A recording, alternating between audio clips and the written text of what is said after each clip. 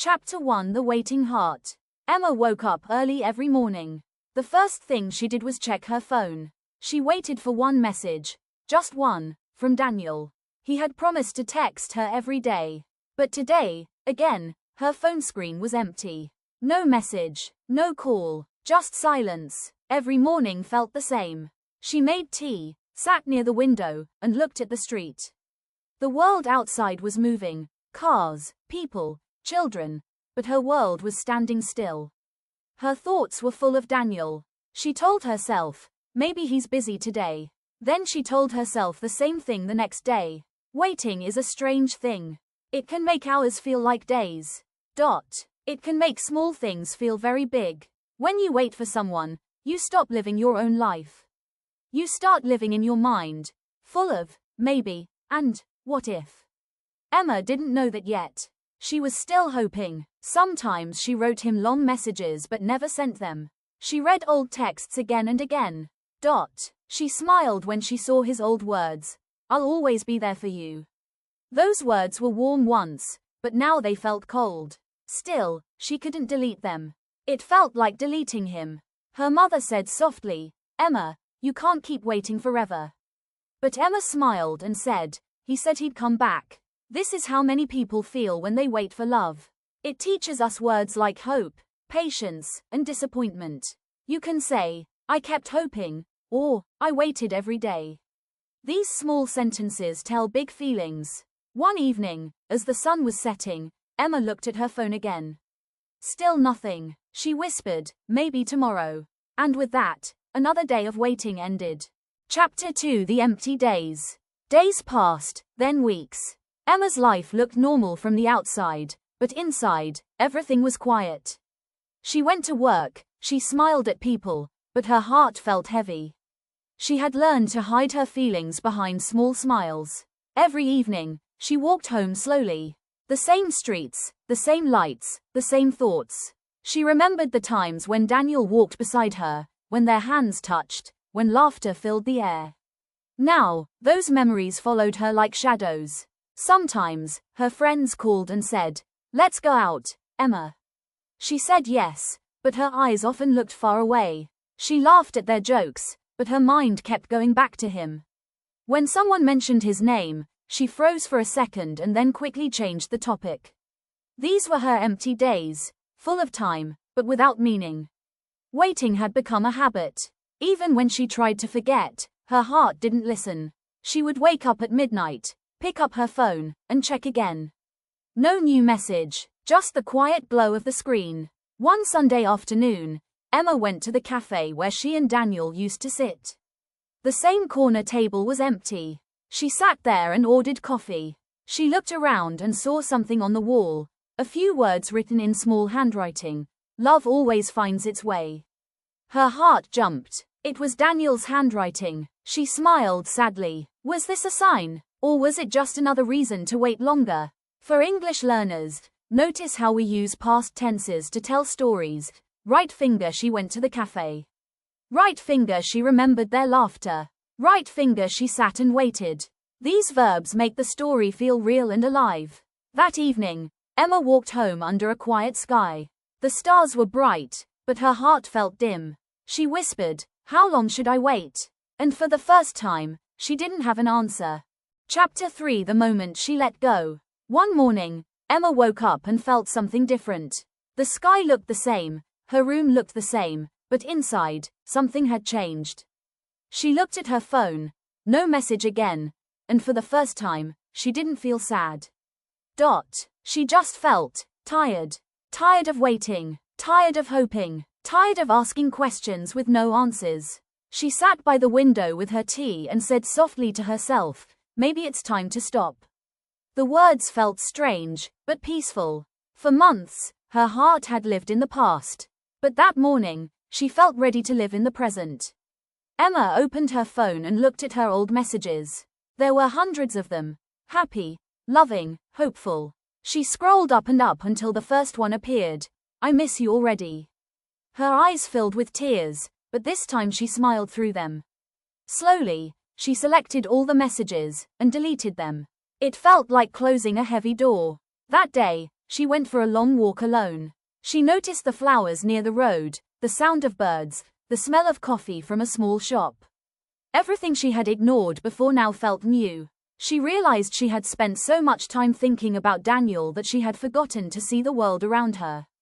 In English, we can use new words to describe her feelings: relief, courage, acceptance, freedom.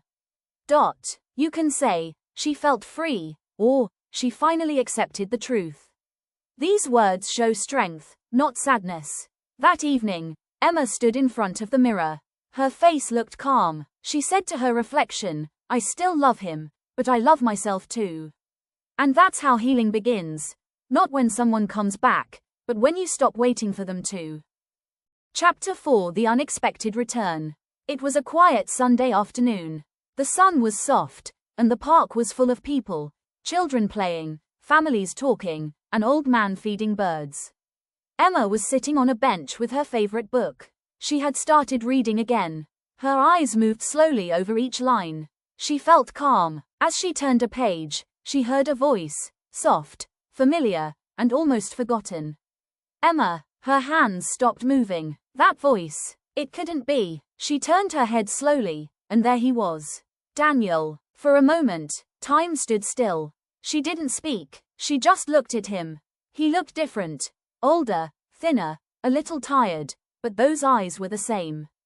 The same eyes she had seen in her dreams so many times.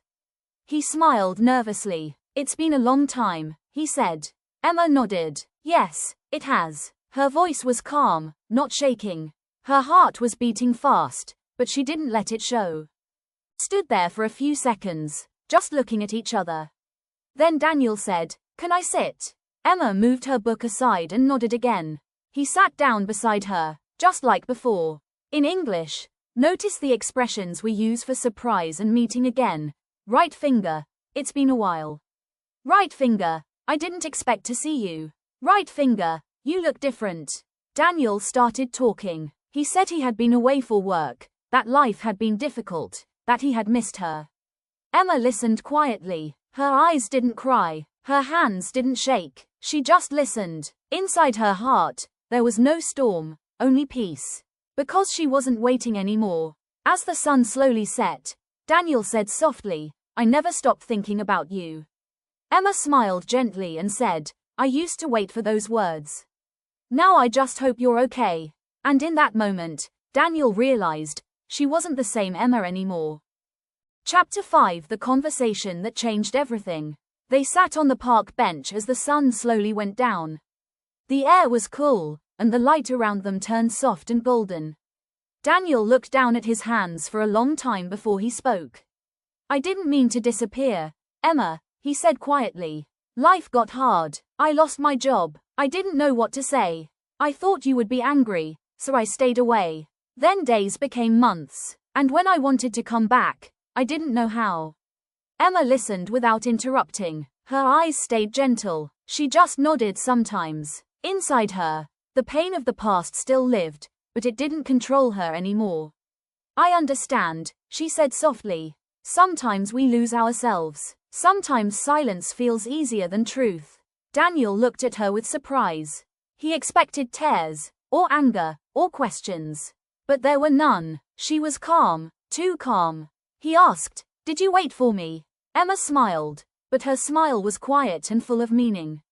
For a long time, yes. But one day, I realized that waiting was hurting me more than losing you. Daniel looked away. He said, I don't know what to say. You look different, stronger. She laughed softly, maybe because I stopped trying to be someone's reason to stay. For English learners, notice the tone of polite and emotional conversation. Right finger, I understand. Right finger, that must have been hard. Right finger, I wish you well. These are useful ways to speak kindly, even when you feel hurt. They sat there for a while, watching the sky change colors. The silence between them was not heavy anymore.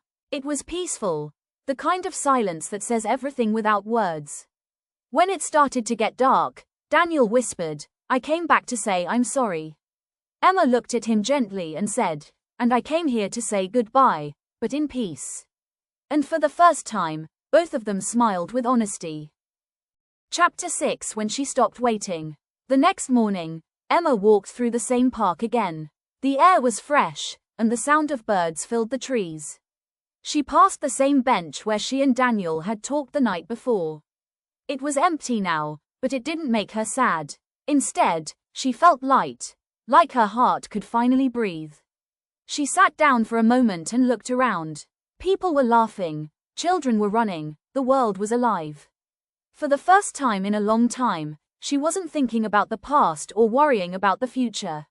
She was simply here. Daniel's words still echoed in her mind. I came back because I realized what I lost. Emma smiled and whispered, and I stopped waiting when I realized what I found, myself. For months, her story had been about waiting for someone else. Now, it was about finding her own peace. She didn't hate Daniel. She didn't blame him. She just understood that some people come into our lives to teach us how to love, and some, to teach us how to let go. In English, we can use new expressions for this feeling. Right finger to move on means to continue with life. Right finger to find yourself means to understand who you really are. Right finger to let go means to stop holding on to something that hurts you. Emma stood up, took a deep breath, and began to walk home. The sky was bright blue, and her steps felt steady. She was not waiting for anyone to return. She was walking toward her own tomorrow. Sometimes, love returns when you stop chasing it. And sometimes, what comes back isn't a person. It's your strength, your peace, your heart. And that's the story of Emma, the girl who waited too long, and the woman who learned to let go. If you felt Emma's story in your heart, don't forget to subscribe to the channel for more beautiful and simple English stories. Speech balloon. Like this video if you believe that letting go is also a kind of love. Heart. And comment below. Have you ever stopped waiting for someone and found yourself again? Thank you for watching, and remember, every story helps you learn English and life together. Cherry Blossom.